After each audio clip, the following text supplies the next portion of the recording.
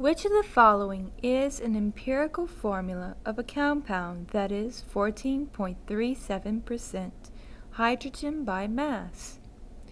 A. CH2, B. CH3, C. C2H4, or D. C3H6. Subscripts in a formula reflects the mole-to-mole ratio of elements present in a compound in terms of smallest possible whole numbers. Therefore, we can immediately eliminate choices C and D. In choice C, the subscripts of C and H are given as 2 and 4. This means that the mole-to-mole ratio of carbon atoms to hydrogen atoms is 2 to 4. 2 and 4 are both divisible by 2, so we can simplify the ratio to 1 is to 2. C2H4 is not an empirical formula. It could be the molecular formula of a compound whose empirical formula is CH2.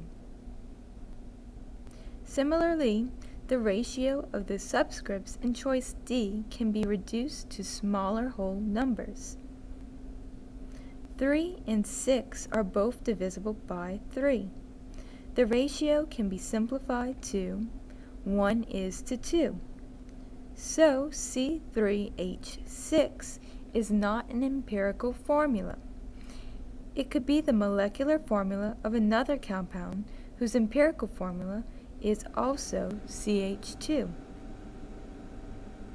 We are therefore left with choices A and B. There are two ways of figuring out which choice is correct. One way is to figure out the empirical formula based on the given information. The other way is to determine the percentage of hydrogen by mass for each of the given choices.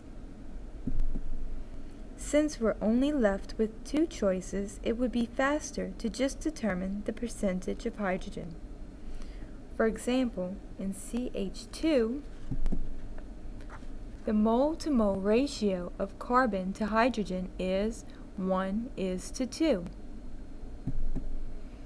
We can look up the molar masses and find that 1 mole of carbon has a mass of 12.011 grams. Similarly, we can look up the molar mass of hydrogen and find that it is 1.008 grams per mole.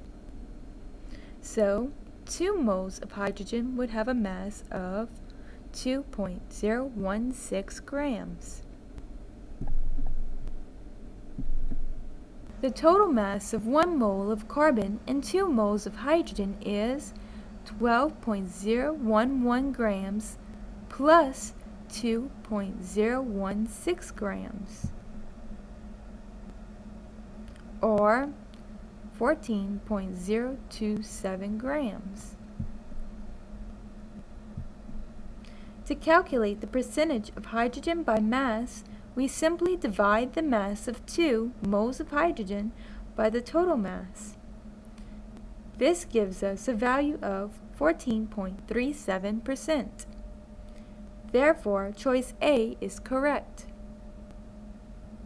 and choice B is incorrect.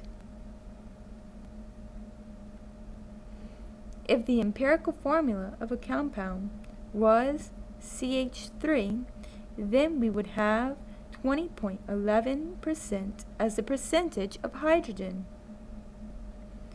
Note that if we were to calculate the percentage of hydrogen for choices C and D, we would also have gotten 14.37. All compounds with the same empirical formula have the same percent composition. You will recall that both choices C and D have an empirical formula of CH2, but neither choice is correct since the question is asking for an empirical formula.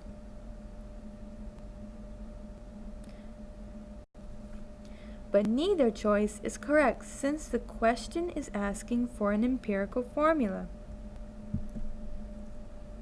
To determine the empirical formula based on the given information, we need to figure out the mole-to-mole ratio of carbon to hydrogen, then reduce the ratio to the smallest possible whole number ratio. If we're given the percent composition by mass, it is convenient to start by calculating the masses of the elements present in 100 grams of the compound. We are given that the compound is 14.37% hydrogen by mass. Therefore, 100 grams of the compound contains 14.37 grams of hydrogen. And the remaining amount, 100 minus 14.37 grams, or 85.63 grams, is the mass of carbon. We convert these masses to moles. By now you should know how to do this. To convert grams to mole, we essentially divide by the molar mass. This gives us 14.26 moles of hydrogen and 7.129 moles of carbon. So, the carbon to hydrogen mole to mole ratio is 7.129 is to 14.26.